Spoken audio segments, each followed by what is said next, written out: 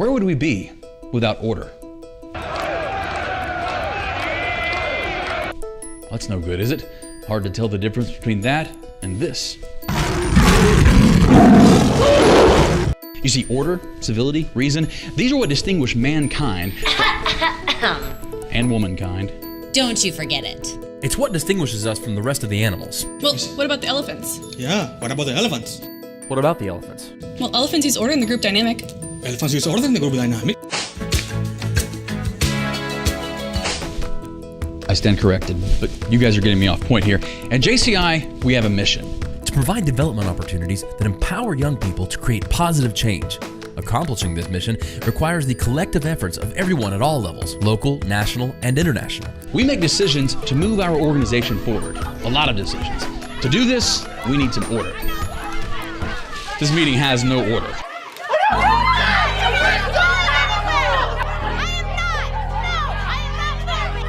At JCI, we want to change the world, and we are mission-driven, so we cannot allow this to happen. But the good news, these aren't JCI members, they're actors. Had this been an actual JCI meeting, things would have had order, because at the local, national, and international level, JCI meetings are run by something called parliamentary procedure.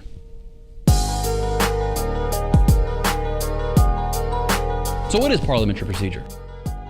You.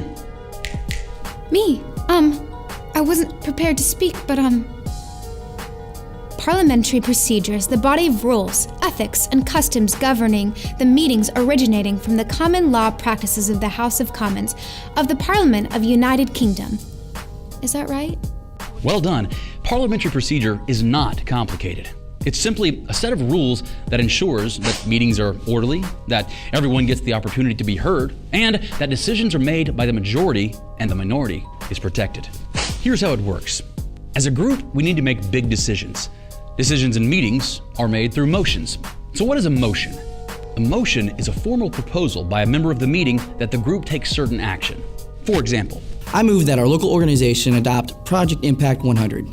Normally, it should be seconded.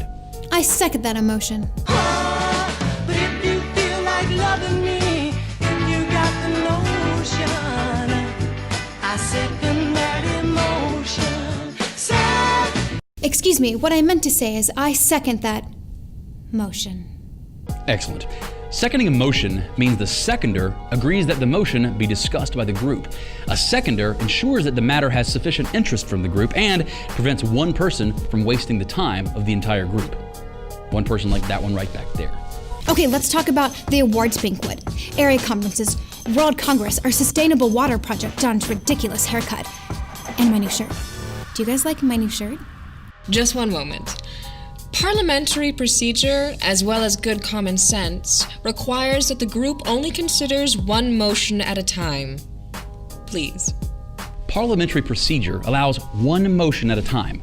Once a motion is made and seconded, it becomes a pending issue for the group, and a decision on that issue must be made.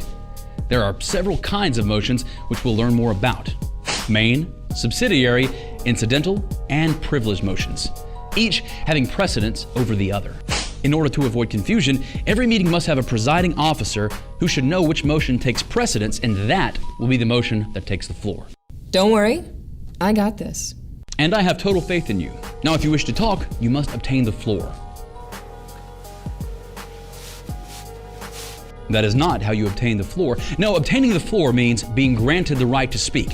You indicate your interest to speak, and then the presiding officer indicates that you can speak, then you have the floor. It's much easier that way. If more than one person properly requests the floor when debate is on, certain rules apply.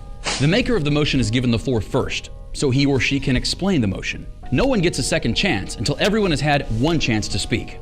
The chairperson should try to alternate speakers to allow sides of an issue to be heard. One is allowed to speak only when yielded the floor by the presiding officer. I now yield the floor to Vice President Jennifer. Once recognized, the speaker should first give his or her name. If a representative of a group, he or she should state whom he or she represents. Thank you, President Stephanie. On behalf of the Project Impact 100 Planning Committee, I would just like to say that She didn't state her name, but she stated her group, and that's almost as good. Speaking follows the making of a motion. It further explains the motion and is limited in order to give everyone an opportunity to speak. You have 30 seconds. Go. So what if VP Jennifer goes on and on and on, as she's known to do?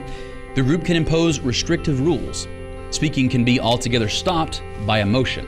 But this motion requires a 2/3 majority of those voting so that a bare majority cannot prevent discussion and the minority can be heard. I think we've heard just about enough. I make a motion to vote. Yeah, I second. All in favor? Aye. 2/3 majority has not been reached, so Vice President Jennifer, you still have the floor. So, as mentioned earlier, we will learn about different types of motions. First, main motions.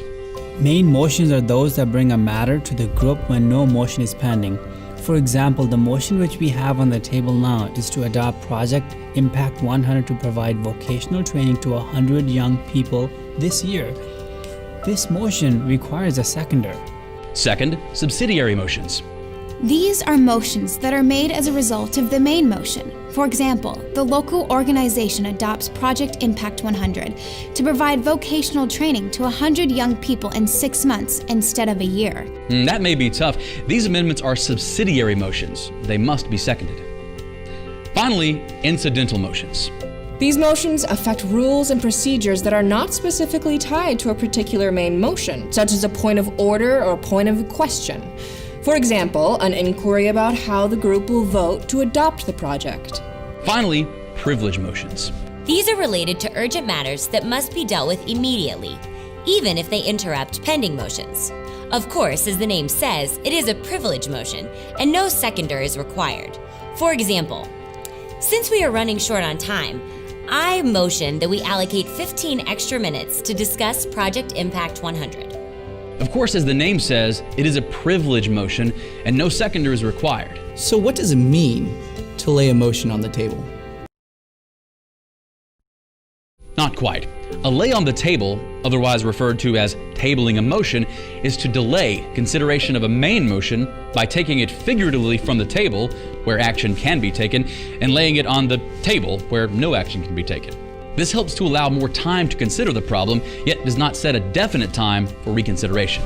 A majority of voters who tabled the motion can later figuratively take the motion from the table and put it back on the floor for discussion.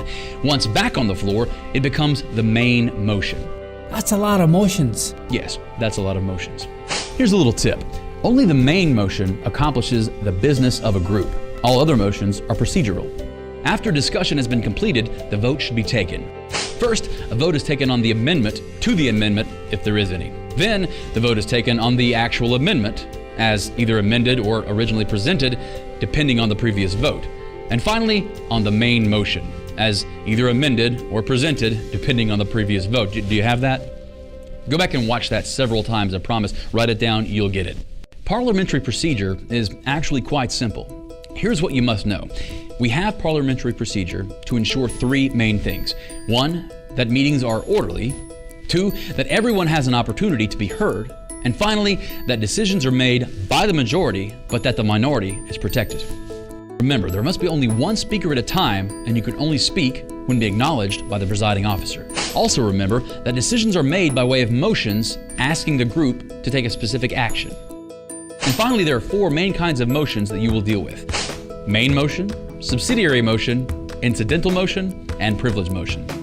Now, if this all sounds complicated, no worries. Just go to the JCI website library and download the JCI Local Action Guide for Dummies. Dummies like us, because we copied this whole script from that guide.